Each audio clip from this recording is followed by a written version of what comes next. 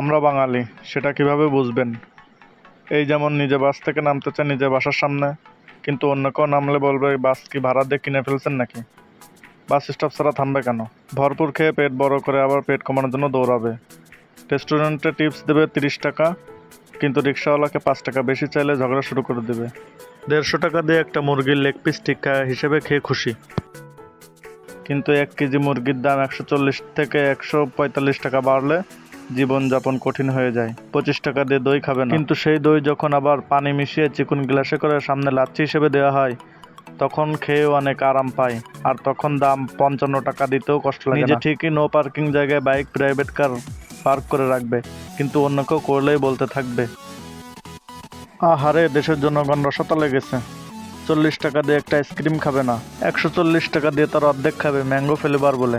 নিজের ছেলে মেয়ে দোষ করলে সেই দোষ একদমই চোখে লাগে না, কিন্তু অন্যের ছেলে মেয়ে দোষ না করলেও তার নামে কিভাবে বানিয়ে কথা রটাতে হয়, এটা একমাত্র বাঙালিই ভালো জানে।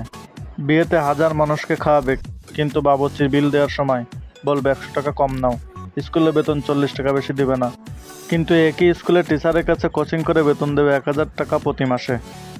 যে কোনো একটা প্রোডাক্ট বেশি দামে কিনতে গেলে বাঙালিরাই বলবে, আহা এত দাম বেশি কেন।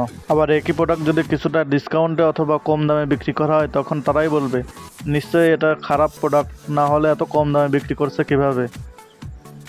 ভাজা পোড়া তেল চর্বি খেয়ে গ্যাস্ট্রিক বানাবে, আবার সেই গ্যাস্ট্রিক কমানোর জন্য ওষুধ খাবে। গুজব রটানোর ক্ষেত্রে বাঙালিরা একদম 1 নম্বরে আছে। কোনো একটা ইস্যুকে তিল থেকে তাল না করে ডিরেক্ট তিল থেকে তরমুজই বানিয়ে ফেলে। নিজের মেয়ে সারাদিন পরে পরে ঘুমালে, মোবাইল টিপলেও কিচ্ছু হয় না, কিন্তু ছেলের বউ যখন একবার একটু রেস্ট নিতে বসে, তখন একদম বাঙালি শাশুড়ি অগ্নিমূর্তি ধারণ করে। আবার নিজের মেয়ের জামাই যখন শ্বশুরবাড়িতে বস্তা ভরে ভরে জিনিস নিয়ে আসে, তখন তো মেয়ের জামাই হ্যাপি ভালো, কিন্তু যখন নিজের ছেলে তার বউয়ের কথা শোনে কিংবা তার শ্বশুরবাড়িতে জিনিসপত্র নিয়ে যায়, তখন তো বাঙালি শ্বশুর শাশুড়িরা এটাই বলতে থাকে, হায় রে আমার ছেলেকে তাবিজ করছে। মানে বাঙালিরা এমন মানুষ যে নিজের ভালো 16 আনাই বোঝে, আর পরের বেলা 1 আনাও বুঝতে চায় না।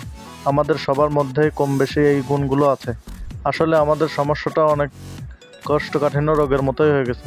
প্রতিদিন সকালে টয়লেট করতে কষ্ট হলে শপথ নিই, আজ থেকে মাংস আর খাবো না, কিন্তু ঠিক বিকালে আবার পরোটা টিক্কা দিয়ে নাস্তা করি।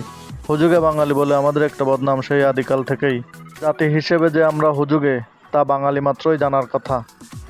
ছোট ছোট ব্যাপারকে টেনে বড় করা, সেই সব নিয়ে অকারণ মাতামাতি করতে আমাদের চাইতে ভালো কে পারে। বিশেষ করে আজকাল ফেসবুক, টুইটারের মতো সামাজিক যোগাযোগ মাধ্যমে বাঙালির হাতে চলে আসায় আমাদের অতিরঞ্জন, অতি কথনের প্রবণতা তো তুঙ্গে উঠেছে। তবে আমরা চাইলে এসব স্বভাব আমরা পরিবর্তন করতে পারি নিজেদের দৃষ্টিভঙ্গি, নিজেদের চিন্তাভাবনা।